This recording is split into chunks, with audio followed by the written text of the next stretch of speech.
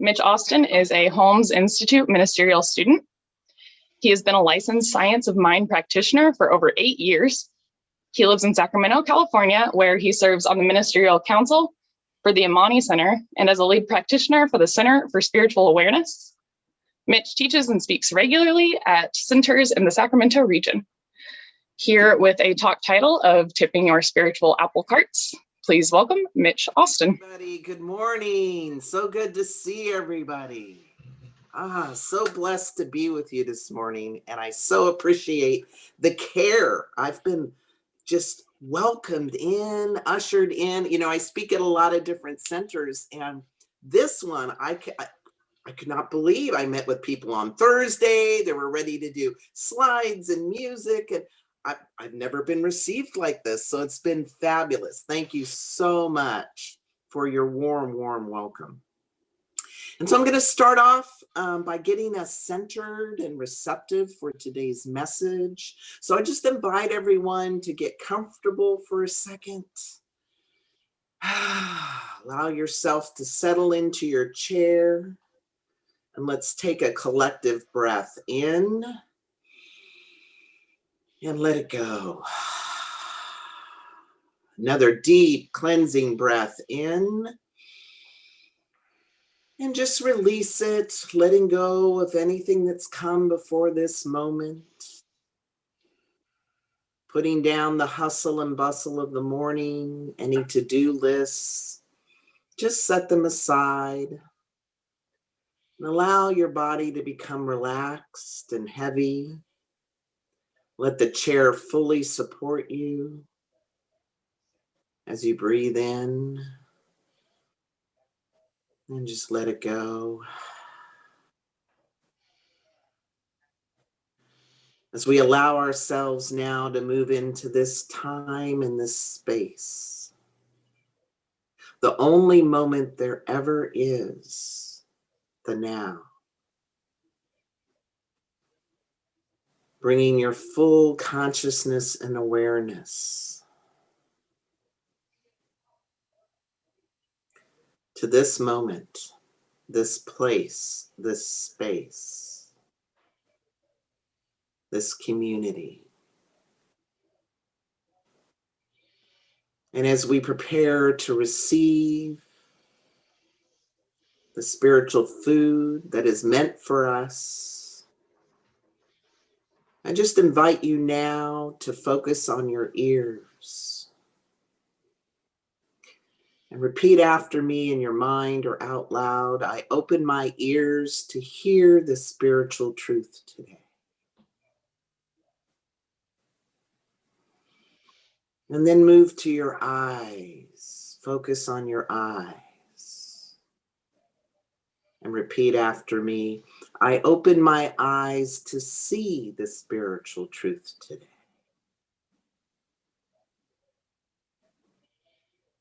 And then drop down into your heart space. If it is comfortable to do so, put your hand on your heart.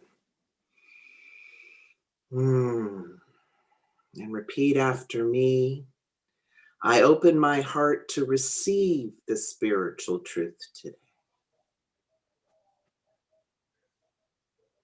And so I know that this service is divinely appointed. What needs to be said will be said. What needs to be heard will be heard. What needs to be healed will be healed. And what needs to be revealed will be revealed. And breathe.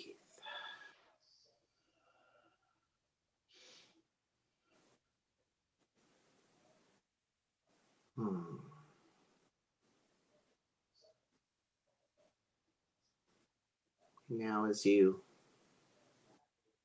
feel the rise and the fall of your chest, cool air in and the warm air out.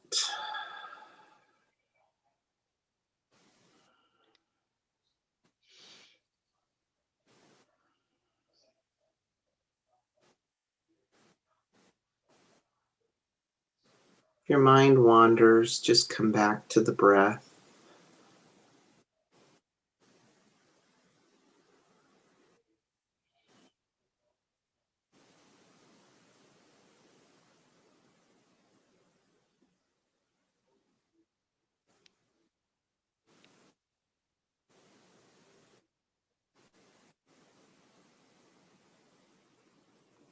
And so as we come back into the room now, wiggling our fingers and our toes, breathing deeply in, coming fully back into this space and this place, back into community.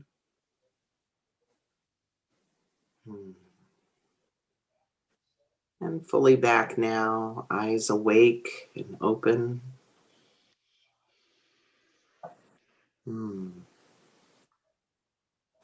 Wonderful. Thank you. Beautiful. So do we have any mothers? Happy Mother's Day. We got any mothers in the house? Any mother figures? Oh, thank you so much for your love and your care that you're pouring into the planet. We need more of that energy now more than ever.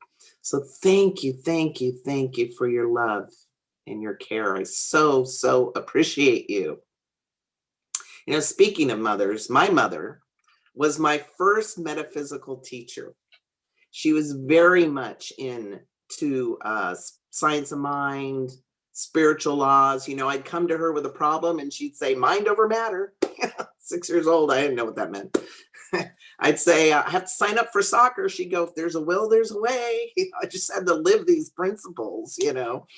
I didn't know any different, so I just lived them. And now I have the good pleasure, you know, to teach them, which is so powerful. And speaking of moms, you ever tip mom's apple cart? Anyone ever tip mom's apple cart? A little something happens when that happens, right?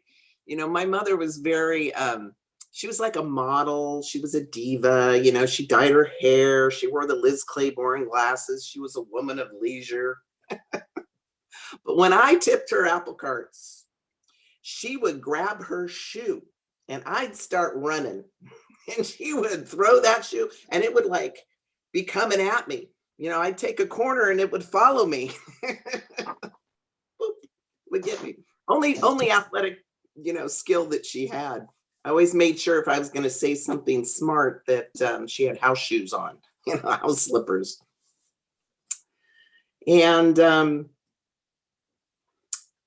you know, what I learned about this subject today, tipping your spiritual apple carts, and the reason that I brought it forward is many times I like to title my talks around things that are going on in my life. And right now I'm heading up a spiritual group, very heart-centered, loving, well-studied spiritual people who are struggling with some of their humanness. We're tipping each other's apple carts.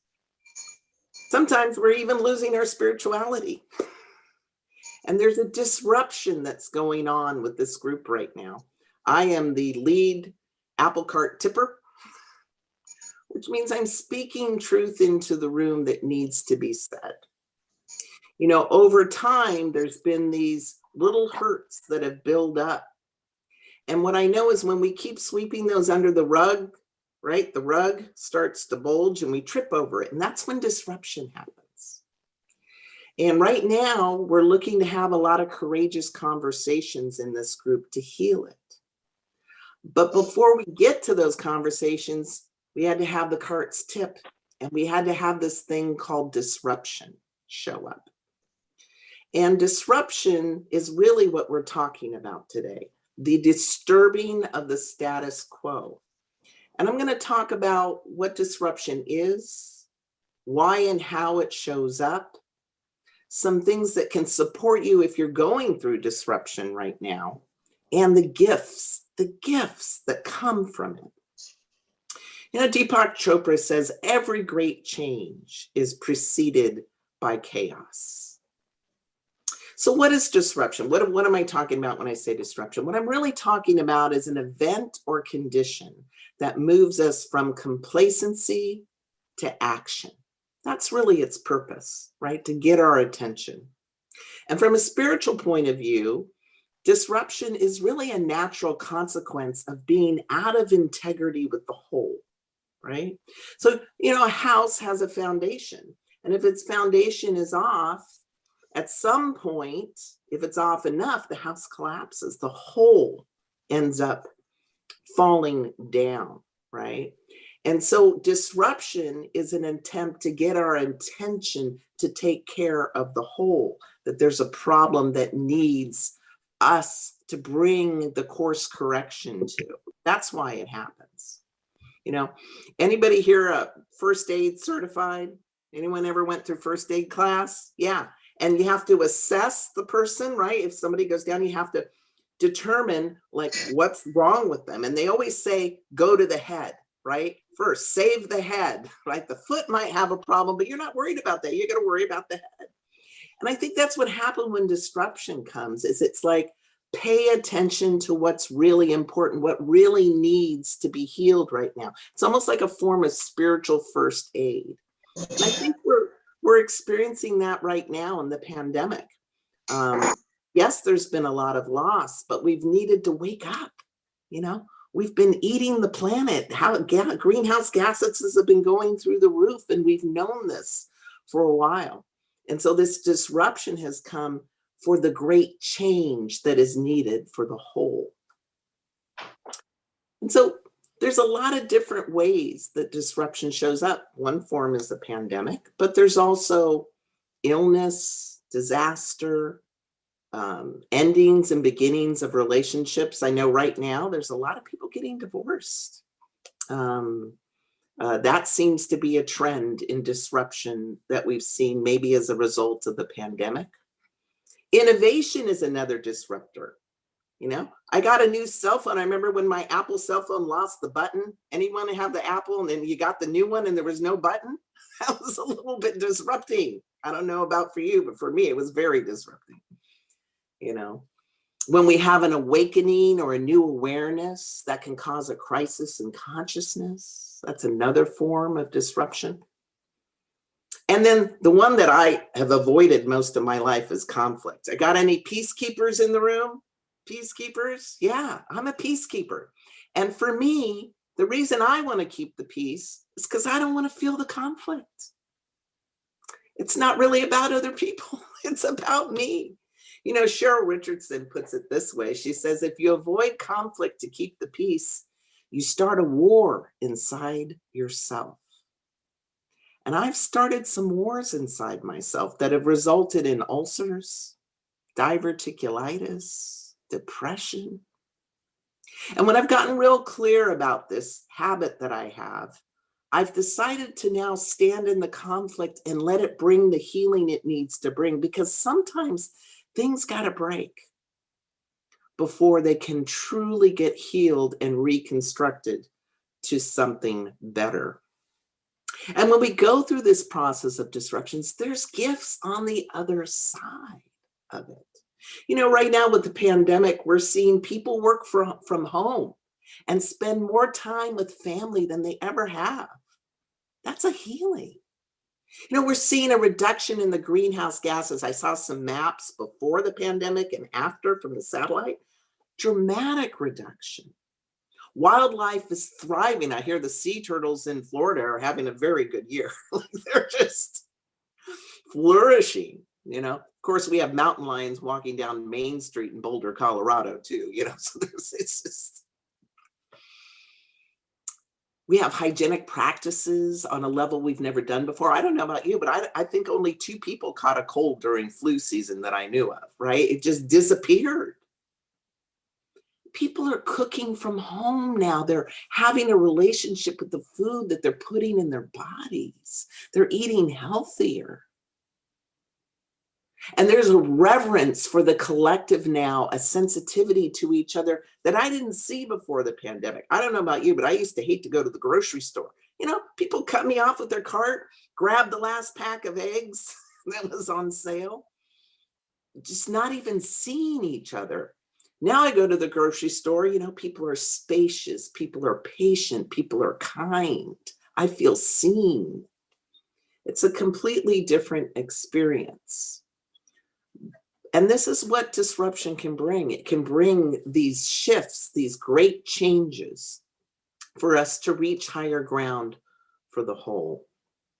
And so what I'd like to do is kind of bring this lens of disruption and share with you a story. You know, I love the power of story. We think in stories, we live in stories, we learn through stories. Jesus knew this, right? That's the power of parables. There's stories. And I think we're hardwired to drink stories in and have an experience of the lesson or the blessing that's coming through the message. And so I'm going to share with you a very personal story about my own disruption, a part of my life that was very challenging and that yet was the biggest gift ever. It's a story of awakening, some of the disruption that came with that, endings and beginnings, and the disruptions that came with that, and then the conflicts. And lastly, the gift. So, fun fact about me, something I've never told before in a sermon or in a message at any spiritual center. And I'm using this for demonstration purposes today, and also to support anybody who might have a similar situation that I do. The fun and disruptive fact about me is that I am a transgender man. And what that means is I was born into a female body, and then later in life, I transitioned my gender expression to male. I was born at the first snow in Madison, Wisconsin in 1966, and I was assigned the gender of female, and my name was Michelle. And in my 40s, I could no longer ignore this truth about myself, and I had an awakening. And it sent me on a disruptive journey that gave me some of the biggest gifts of my life. And some of those gifts may not be what you think they were, and I'm going to share them with you. You know, often people will say, well, when did you know? When did you know you weren't female on the inside, that you were male? I said, I knew at 4 years old. Isn't it incredible how young children just have such clarity, such wisdom? And then the programming of the world gets in there and kind of covers it up. Can anyone relate to that? You love talking to your grandkids or small kids. And I tried to talk to my mom and I asked her, I said, why wasn't I born a boy? I might as well have asked, why is the sky blue? It was an irrelevant question. I was almost shamed for asking it. So I didn't talk about it anymore. Until I was in my late 30s, I started to see all these documentaries of people who were transgender and their experience, their struggle. And I kept watching them going, that's me, that's me, that's me. And I tried to have the conversation again with my mother, but she was in the same place. Why is the sky blue? It was just a non-conversation. She was also very sick, and I didn't want to disrupt her life in that way. It wasn't a good time to do that. So I let it go. And then when she made her transition, I remember a week later, I was in my backyard, and out of the blue dropped in my head, you can transition now. You ever wonder where the blue is? The divine, the spirit, the higher self. Now, why would that even pop in my head when I was in such deep grief? All I can say is that there was a truth trying to get to me that I wasn't looking at, that I needed to pay attention to. So what did I do? I ignored it. And when we ignore a truth that keeps coming to us, Spirit has a way of turning up the volume, yes, to get our attention. And so what happened next? I fell in love with a Canadian woman, went 2,400 miles into Canada. I'm still Michelle, I haven't transitioned. Came back in love, the rose-colored glasses. And then she wrote me a Dear Michelle letter and broke up with me. Broke my heart. I mean, really bad heartbreak. But the painful part of the letter wasn't the breakup. It was what she said. She said that she would marry me in a heartbeat if I was a man. And that was like a sledgehammer to my consciousness, because what I realized is I couldn't live a filled life and keep this secret. Nothing in my life was going to work. Not my love life, not my work life, and not my relationship with myself. until I lived authentically.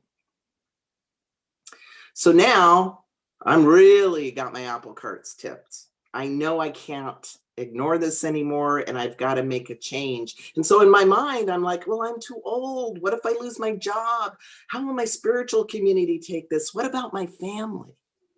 I was in full disruption mode, but here's what I was learning at the same time, that there's a power for good that we can use, that we can partner with, that has got us and goes out before us and prepares the way in ways we can't do with our human selves. And so I decided to turn to that in prayer and to partner with it and to trust it, that I could move through something this big, this disruptive, and that I wasn't alone.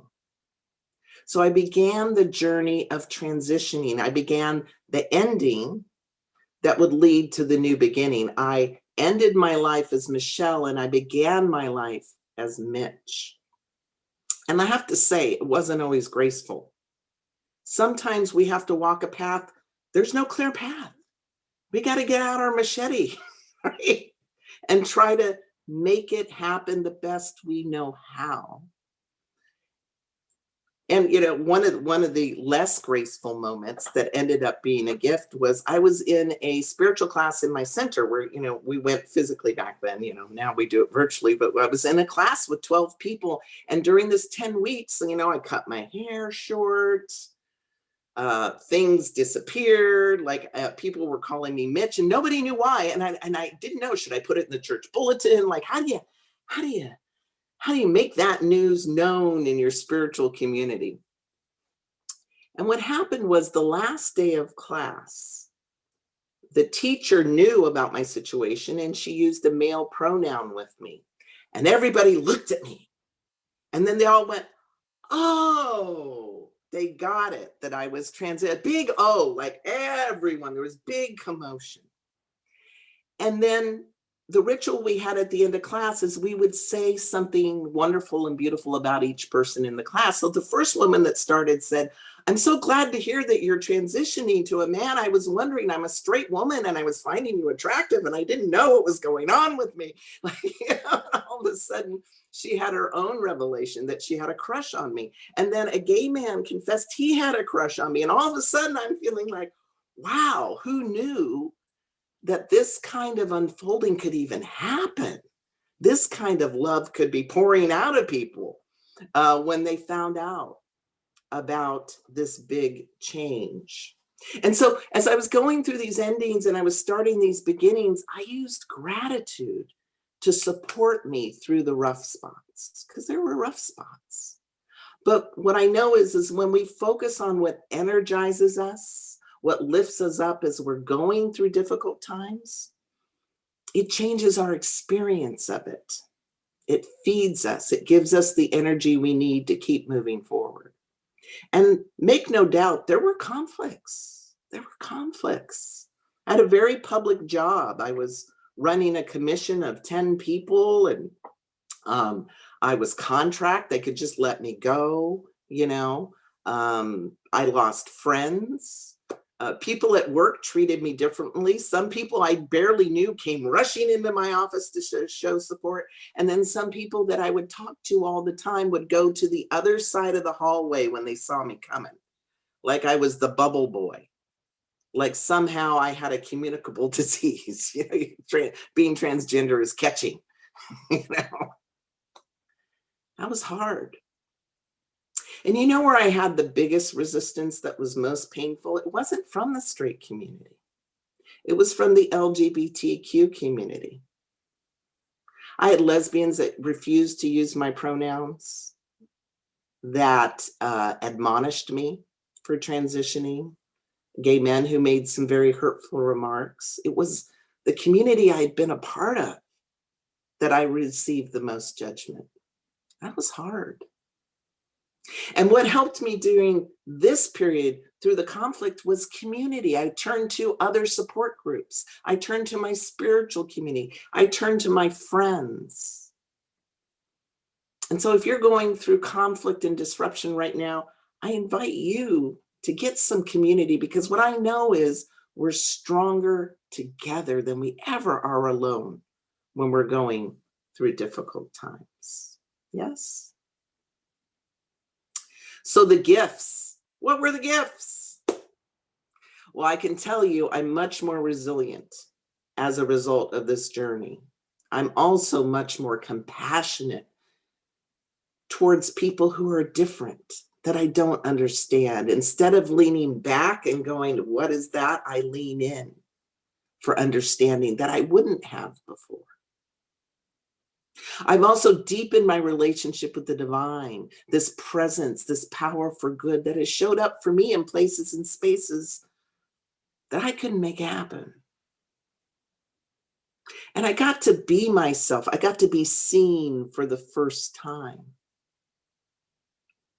An immeasurable gift. But you know what the biggest gift was? The most surprising gift, the most shocking gift was my renewed faith in people. Before I transitioned, I didn't let people in. I was very private. And when you don't let people in, you don't let the good in. You don't let the love in. You don't let the support in. I just kept people over there. But after going through this experience, what I learned is that people can show up for us in powerful, loving, and supportive ways you can't even imagine. I could not imagine some of the things that unfolded. And one example is the story of Julie. So when I was at work, I had to tell the people I worked with that I was going to transition. Imagine that conversation. So I pulled them in one by one. And each time I told them, every conversation ended the same way. Who's going to tell Julie? Now you got to understand, Julie was very old-fashioned, a bit conservative. She used to be a school teacher. She told people very vocally that she was against gay marriage, right? So everyone kept imagining how Julie's going to take this information. Like, who's going to tell her? I always imagine they drew straws in the back room. You know? But I knew exactly where I was at when I learned that she had found out. I was standing at the front counter talking to my coworker, and her office was just around the corner. So she must have heard my voice. All of a sudden I hear tap, tap, tap, tap, tap. I look, I see Julie coming, arms flung out wide. She's singing, I'm so happy for you. And she throws her arms around me. I'm like, wow. Not what I was expecting at all.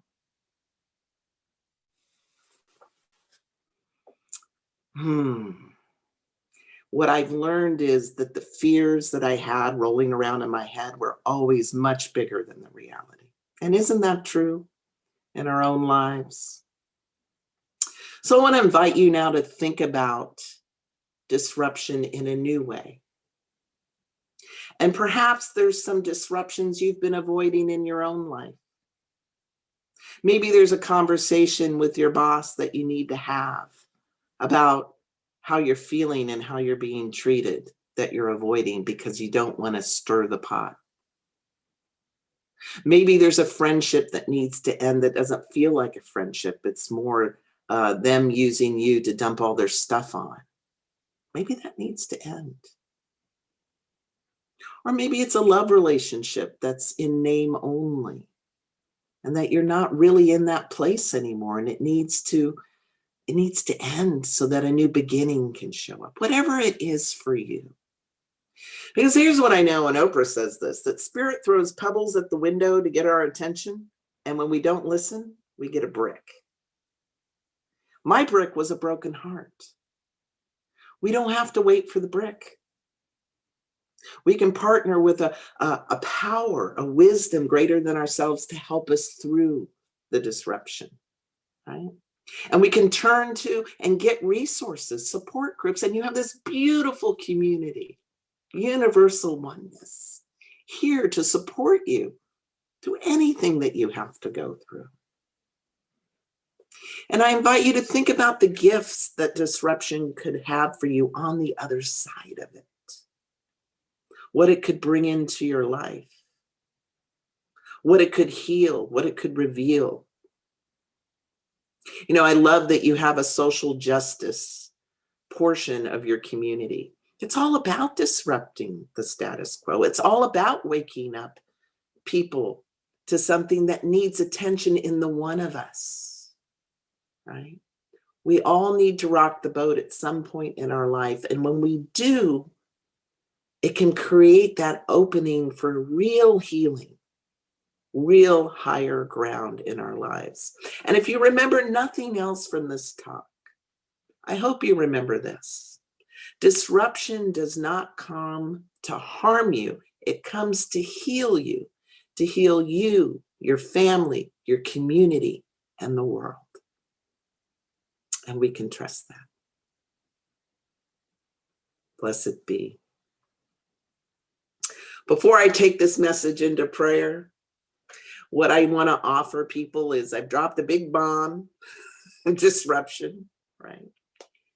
And I always offer that if there's someone who's struggling with gender issues, I'm always happy to support them. You can reach out to me. I'm happy to talk to anybody about it. Maybe you have a grandchild who's transitioning, you don't understand it, you want to talk to somebody who's non-judgmental and safe, or maybe it's yourself that's struggling with it. In any case, I always offer that as service, and you're welcome to mention my name in that context for that purpose. So let's take this message into prayer. Let's take a deep breath in and let it go. So I'm knowing as I turn my mind to the high truth of us, that there's only one power, one presence, one being, one life. And this presence, by whatever name you call it, God, Allah, Elohim, big guy in the sky, that it is all loving, all powerful, all knowing. That what it is lives in each and every one of us. It is the highest truth of us. That we are a piece of love, that we are powerful, and that we are wise beyond measure. And I know as I speak my word into the one of us that has perfect hearing, seeing, and doing, I know that whatever disruption that has come to your life or will come has come for a greater purpose, a loving purpose, a healing purpose, an empowering purpose. And I know that you are fully equipped to move through it with grace, with gratitude, with strength, and with hope. And so I just give thanks. I give thanks for this time together in community, where we amplify our love, our attention, our intention, our gifts, our grace, our joy. And so I simply release this word into the one. I take my hands off it. I let it go. I let it be. And together we say, and so it is.